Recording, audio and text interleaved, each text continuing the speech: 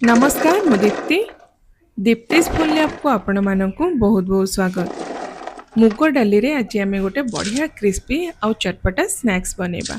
आउ ये वीडियो रे भी आपण जानी पारुथबे एटा केते क्रिस्पी हेछि। बेसी टाइम लागबनी, बहुत कम टाइम रे एटा रेडी हे जाए। तो आशा करूची पसंद आसीबो रेसिपीटी समस्त को स्किप करंतुनी, पूरा वीडियो को आपण देखंतु। देखि सारला परे जदि आपण को रेसिपी पसंद आसुची तो प्लीज वीडियो को लाइक और शेयर कर दियंतु। चैनल नुआ देखुथिले चैनल को सब्सक्राइब करिया पे बिल्कुल भी भूलिबेनी।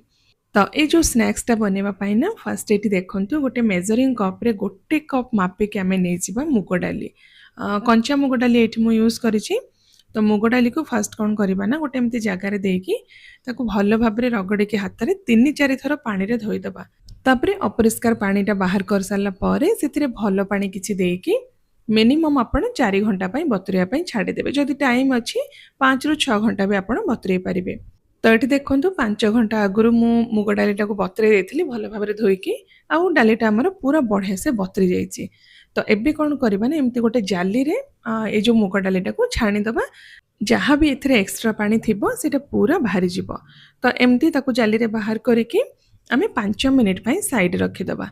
तापर गोटे बड़ जगह को ये मुग डाली को आमे ट्रांसफर करदबा। जेमती आपनको मिक्स करिया पई सुविधा हबो सेमती गोटे बड़ जगह को बाहर करदबा। तापर एथिरे आमे सब मसला मिक्स करबा। तो फर्स्ट मसला रे एठी देखंतु गोटे बड़ चमच मु नेछि पानमहुरी। आ पानमहुरी को ना आपण एमती हेमदस्ता रे टिके छेची देबे, टिके एमती दरदरा खंड कर देले तार फ्लेवरटा बहुत बढ़िया आसीबो। तापर एठी गोटे बड़ चमच आमे गोटा धनिया को भी एमती हेमदस्ता रे टिके क्रश करके मिक्स करबा। गोटा जीरा एठी गोटे चमच मिक्स करबा। आउ एठी 1.5 चामच पाखापाखि आमे नहीं जिबा अदा और कंचा लंकार छेचा। जदि आपण चाहिए अदा कंचा लंका पेस्ट भी मिक्स करि परिबे, नहले अदा को ग्रेट करके कंचा लंका खंड खंड करके एथिरे मिक्स करि परिबे। तापरे 1/4 चामच हिंगु एथिरे ऐड करबा। आउ एठी काश्मीरी लंका गुंड मु नेछि गोटे चामच, राग लंका गुंड भी आपण या जगह मिक्स करि परिबे।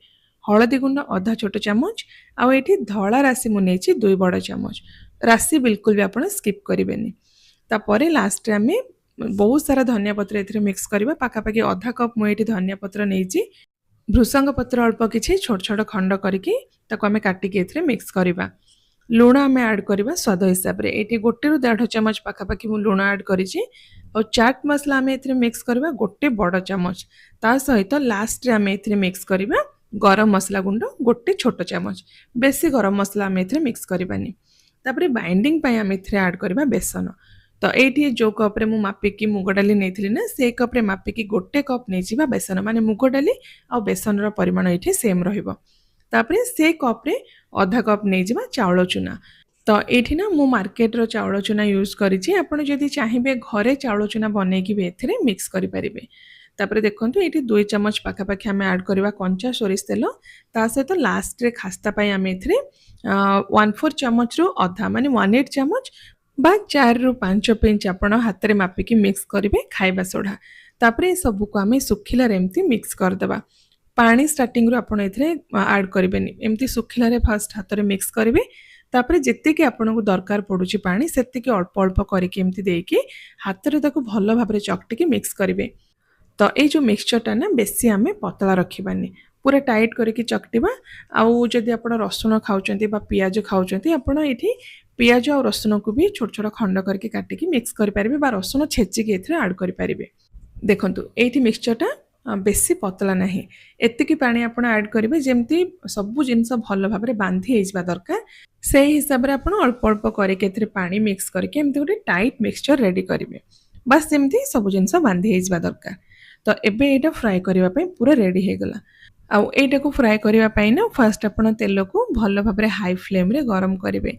और तेल गरम हो सारा पर फ्लेम को आपण मीडियम रे रखिकी जेमती नॉर्मली आपण पकोड़ी बनाती ना, सेमती तेल रे आपण रैंडमली छोट छोट करके एमती पकेइबे। बेसी बड़ साइज रखिबेनी कि कोनोसी शेप दवा दरकार नहीं। रैंडमली आपण एमती छोट छोट साइज करके तेल रे पकेइबे। आउ सबू पके सारा पर बा जेतिकी आपणकर कड़े रे आसुची सेतिकी पके सारा पर गैस रो फ्लेम को आपण हाई करिवे। तापरे हाई फ्लेम रे गोल्डन कलर आउ क्रिस्पी हवा जाय एटा को फ्राई करिवे। आउ फ्राई होगा पाई भी बेसी टाइम लागेनी, बहुत कम टाइम रे एटा फ्राई हो जाए। आउ सबुठु बड़ जिनस है ये जो स्नैक्सटा फ्राई करिवार 6-7 घंटा पर भी एटा सेमती क्रिस्पी रुहे, बिल्कुल भी नरम हुएनी।